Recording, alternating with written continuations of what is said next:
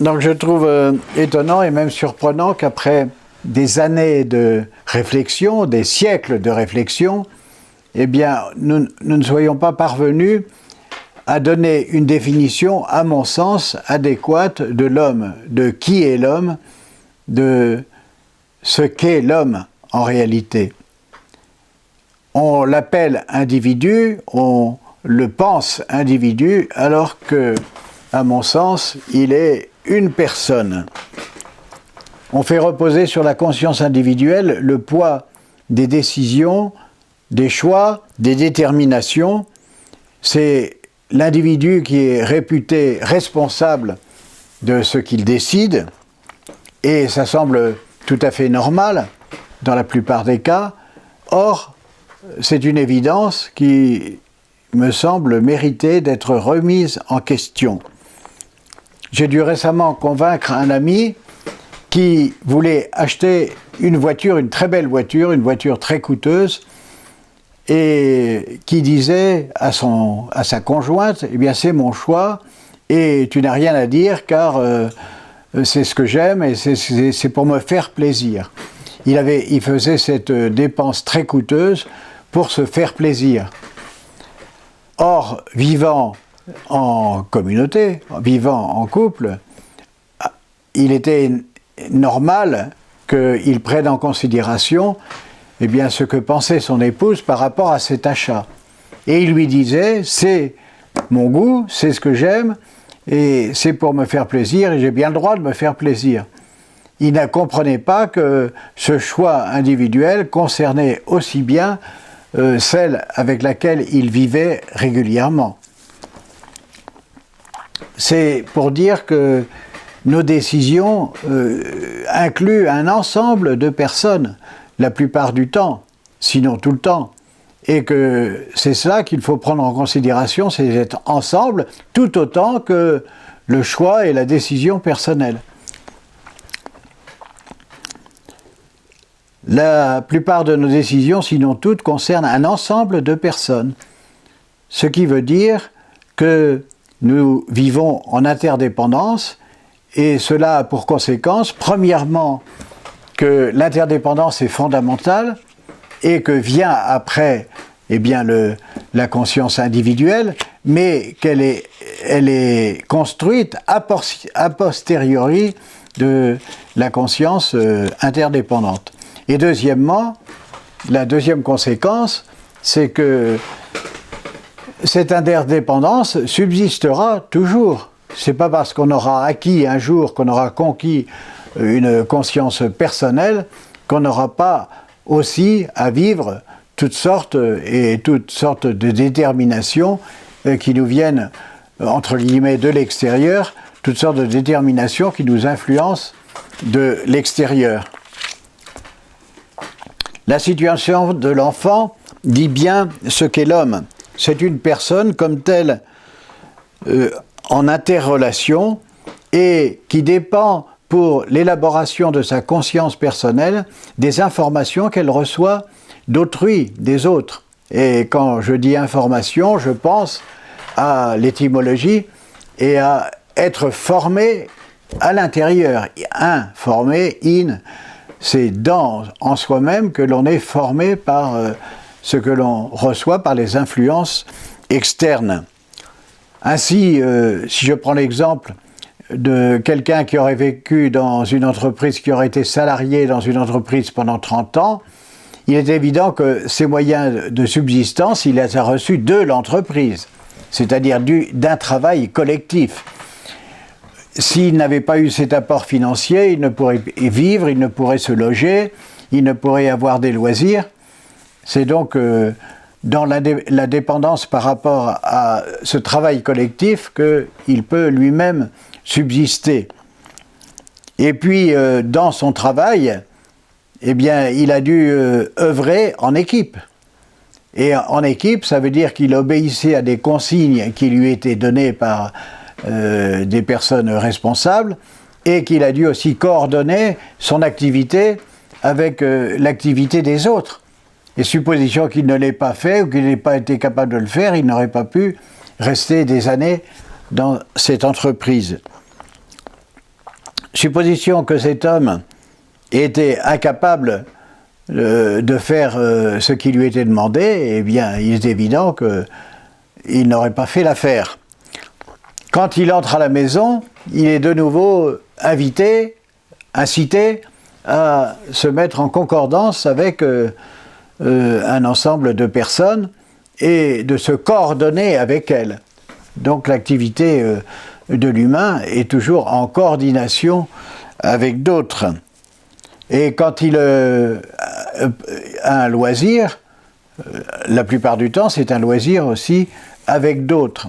Ainsi, si cet homme dont je prends l'exemple se distrait ou se détend dans une activité de foot, eh bien il le fait pour son plaisir personnel, il ne le fait pas parce qu'il y est obligé, il n'a pas non plus l'impression d'être pressé par d'autres personnes de le faire, il le fait de son plein gré, il le fait librement, il le fait pour son plaisir, et c'est une activité évidemment hautement coordonnée, puisque le jeu collectif est aussi important que son jeu personnel. Dans ces déplacements, avec les feux de circulation, avec les passages cloutés, avec les différentes signalisations, eh bien, il apprend, il sait, il n'a pas besoin de l'apprendre, du reste il le sait, que ces déplacements sont dépendants du respect des règles qui président au flux circulatoire. Et si jamais il n'en tenait pas compte, eh bien, il serait incapable de se déplacer et tout voyage lui serait impossible et tout déplacement lui serait impossible. Alors, on me dira que tout cela est évident, mais ce sont des évidences qui ne sont pas assez prises en considération parce qu'elles ne sont pas allées jusqu'à définir l'homme autrement qu'il n'est défini habituellement. Toujours, on continue à dire qu'il est essentiellement conscience individuelle, alors qu'en réalité, il est conscience individualisée par les influences externes qui ne cessent de le solliciter. Il n'est jamais, on ne le trouve jamais en état d'indépendance, on ne le trouve jamais en état de complète autonomie, même s'il faut qu'il soit évidemment responsable individuellement de ce qu'il fait. Une fois dans son lit, s'il dort seul, ce qui est rare, eh bien, il peut être peuplé de rêves, de songes, qui lui rappellent justement toutes les relations qu'il a vécues précédemment, quelquefois dans la journée, quelquefois dans le passé, et aussi, parfois, il se rêve abandonné, livré seul dans un paysage désolé, et c'est un cauchemar. C'est un cauchemar, il se réveille tout en sueur, affolé, et il est affolé. Pourquoi ? Eh bien parce qu'il se retrouve tout seul. Il se retrouve tout seul avec un sentiment d'abandon.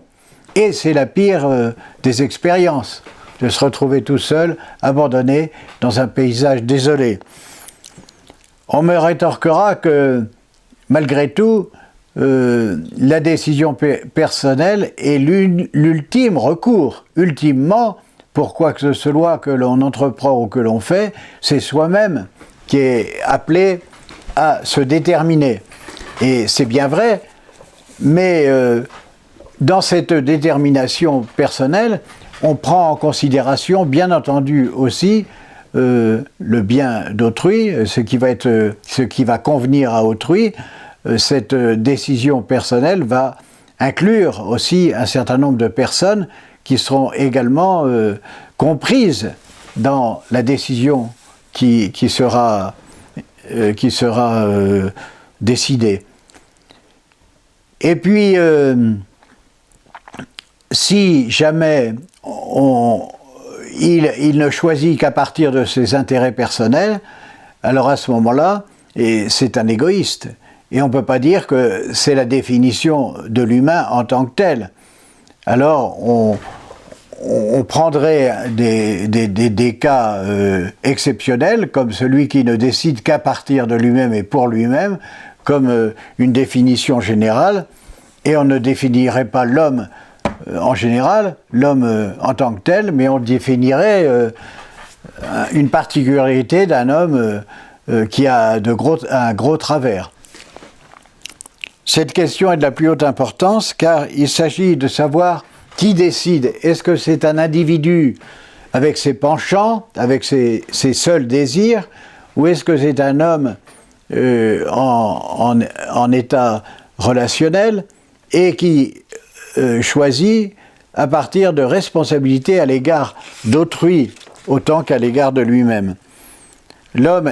Si l'homme est une personne, il est intrinsèquement interdépendant et ce qu'il fait sera humainement valable si il n'agit non pas pour lui seul, il n'agit pas simplement pour lui seul, mais également avec d'autres, pour d'autres et en vue d'autres. L'artiste lui-même, qui est l'homme le plus indépendant, pourrait-on dire, puisqu'il dépend de sa seule inspiration personnelle, eh bien, il est lui-même en quête d'une reconnaissance. Il est en quête de personnes qui peuvent comprendre son art, qui peuvent apprécier son art, et supposition qu'il ne rencontre pas cette appréciation, eh bien, il ne trouvera même plus l'impulsion, il ne trouvera même plus la volonté de créer. Donc cette reconnaissance lui est indispensable à la création individuelle.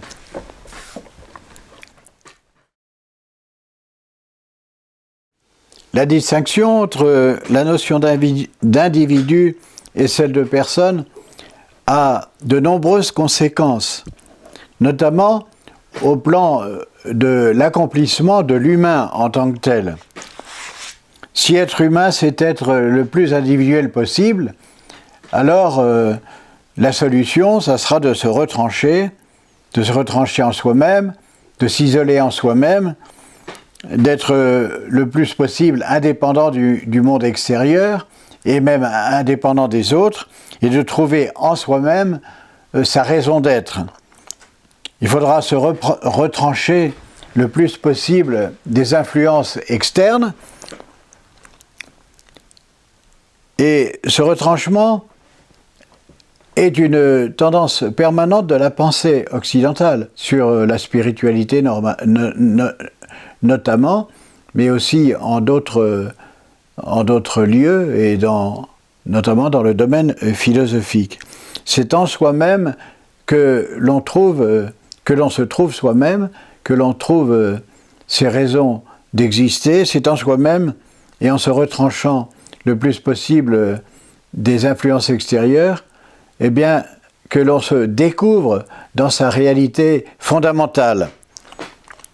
Donc si l'homme est un individu, il faut qu'il se recueille en lui-même, qu'il trouve au profond de soi eh bien, ce qu'il est véritablement. Et comme cela est très rare, très rarement nous nous trouvons en situation d'être uniquement avec nous-mêmes, eh bien les personnes à ce moment-là se découragent et disent « je ne suis pas capable d'avoir une vie spirituelle, je ne suis pas capable non plus d'avoir une conscience philosophique élaborée ». Mais si l'homme est avant tout personne, interrelationnel, son accomplissement se réalisera tout au contraire de l'individu dans et par les rencontres. Et c'est en s'ouvrant aux autres, en étant réceptif aux autres, en renonçant au centrement sur soi, qu'on va se réaliser et qu'on se réalisera effectivement. On ne se dilue pas dans les relations si elles sont vécues de façon authentique et en pleine clarté, mais la personne y accroît ses capacités justement sensorielles, ses capacités affectives, ses capacités réflexives aussi. Il ne faut pas croire que, sous prétexte que l'on s'ouvre aux autres, eh bien que l'on va se diluer.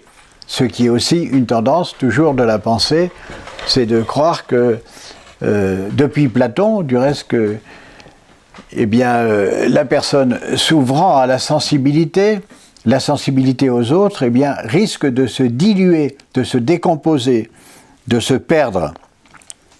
La sensibilité s'affine, bien au contraire, dans la sympathie